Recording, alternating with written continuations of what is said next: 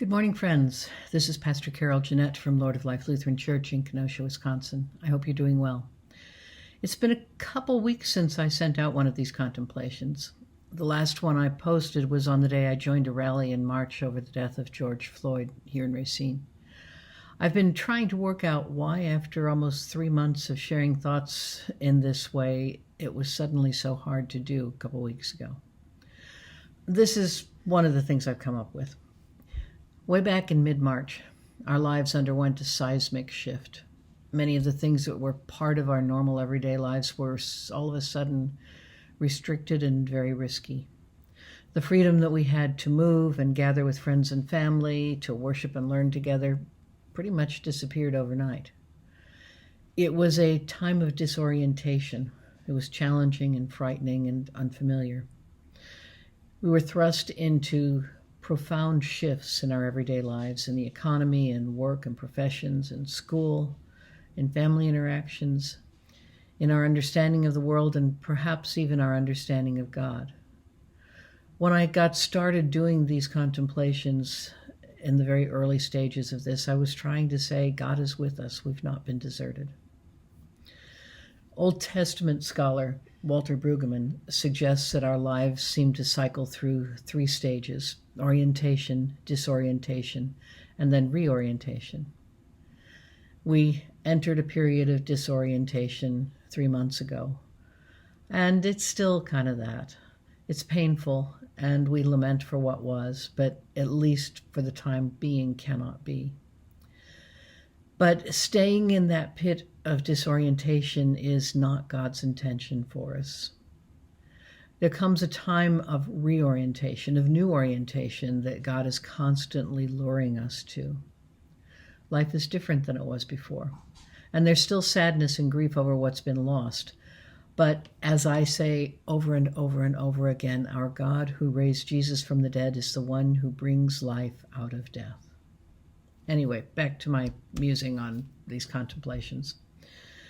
A few weeks ago, I think I was heading towards some reorientation, and then with George Floyd's death and the overwhelming and ongoing responses to it, and the pain and suffering and injustice that's just been thrust into the center of our vision and awareness, I think I didn't know what to say or do.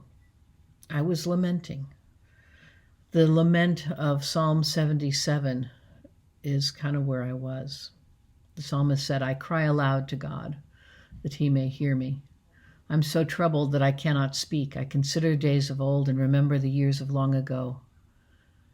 Will the Lord spurn forever and never again be favorable? Has his steadfast love ceased forever?" These are words that I think were just kind of down in my soul, and are still there to an extent.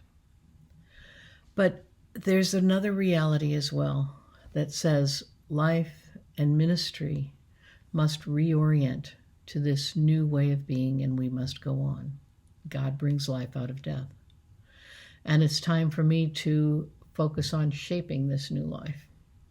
It's time for us as a church, as a people of God, to intentionally think about and shape our ministry for the next year or so in a way that we can continue to proclaim the gospel and to deepen our faith, to care for each other, to care for the community. We have to continue to be faithful, even though it's going to look a little bit different. Before I close this, today is June 17th, and it is 5 years ago that there was a mass shooting at Emmanuel African Methodist Episcopal Church in Charleston, South Carolina. 9 African Americans were killed during a Bible study.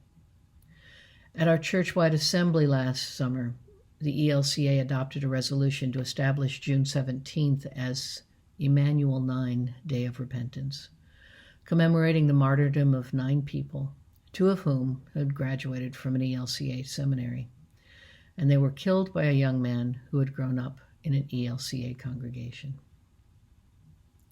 We will remember the Emmanuel 9 in worship this weekend.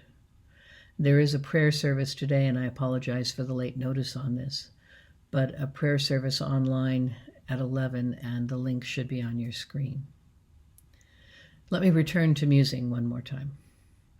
I think I'm moving toward reorientation. And reorienting means rethinking and redesigning and trying new things and moving again. We still have to outwait this virus. It's still here. But while we're outwaiting it, we need to stay safe and love our neighbors. And all of this is going to require creativity and action. We're waiting for a vaccine, waiting for a cure, all the while figuring out new ways to be God's people, doing what God's people do. It's hard work, I think, but it's faithful work. And not only has God not deserted us, but God is leading us. Thanks be to God. Go with grace this day, my friends.